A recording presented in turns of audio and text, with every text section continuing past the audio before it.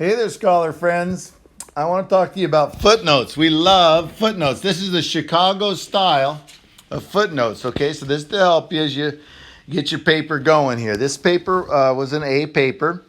Uh, Biddy Mason, very interesting woman. Okay, here's footnote one, number one. This is the way so right here, that's what a footnote looks like. Period, quote, and then the number. And it goes down to this one here. And this is a footnote. Notice it's first name first, then the italics for the title.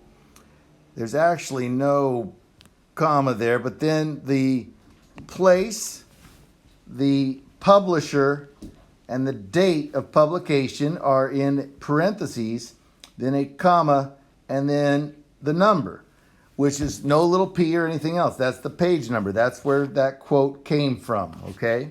So let's look at another one, okay?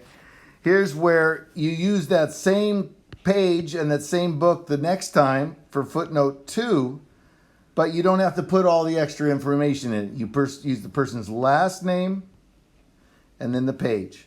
And so that's the best way to handle a subsequent, anywhere in the paper, you use the book again, last name and the page. Now, look at this. Here's a website, okay?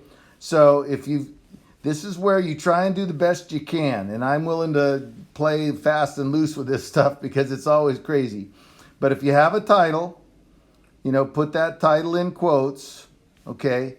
This actually should be a comma, and then, whatever, this is apparently the organization that's putting out the website, and then accessed, this is when you looked at it, and then there you put the URL number, and it goes right in there. And that's, I look at it and I go, Parks, California Government. Okay, this is California State Parks. So this is a good source, California State Parks, okay?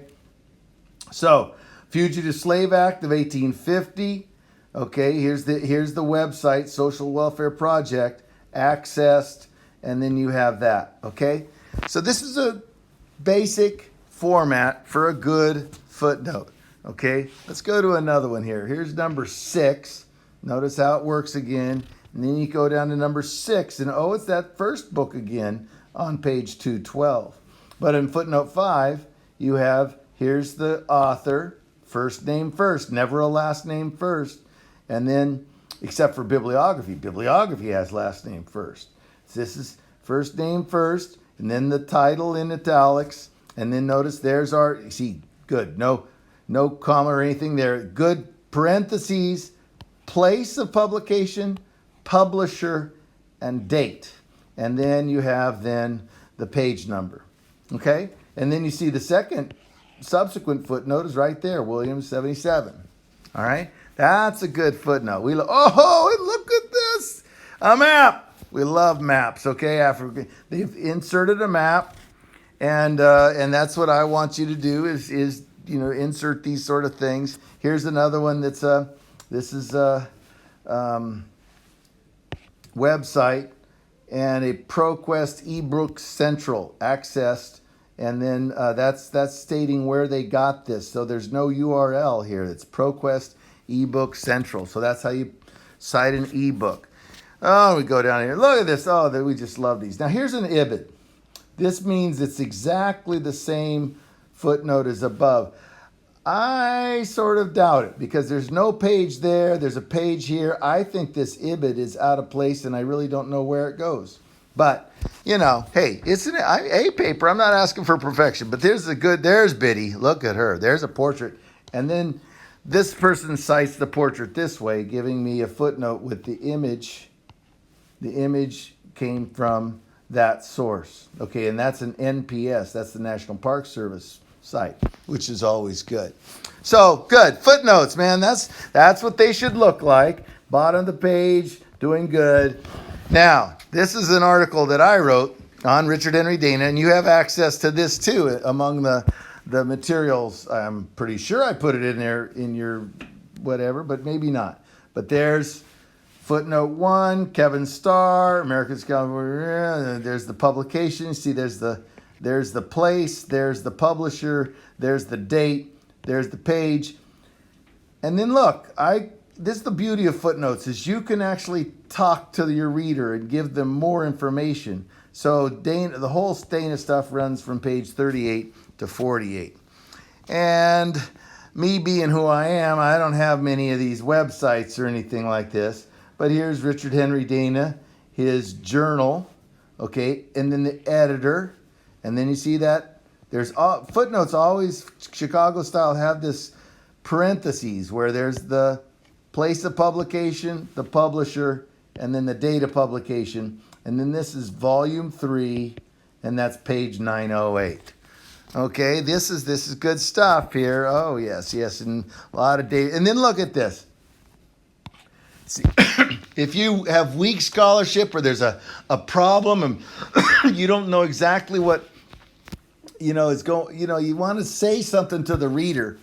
See, look at this. Recent scholarship has often tended to treat Dana harshly and emphasizes the Yankee form of racism.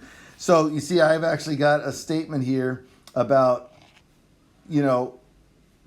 here's, if you want to see this racism, go to this article here in the Southern California Quarterly. And this is the way you do an article here. Southern California Quarterly. This is the volume 97, the date of that volume, and then colon, and then you have the pages of that. So this is the way you do. And then there's my insert. I made a nice little map. All good articles have maps. And then what I did is I made a little thing underneath it. And this is the source of it. Is I got it from the, Central Library of National Oceanographic Atmospheric.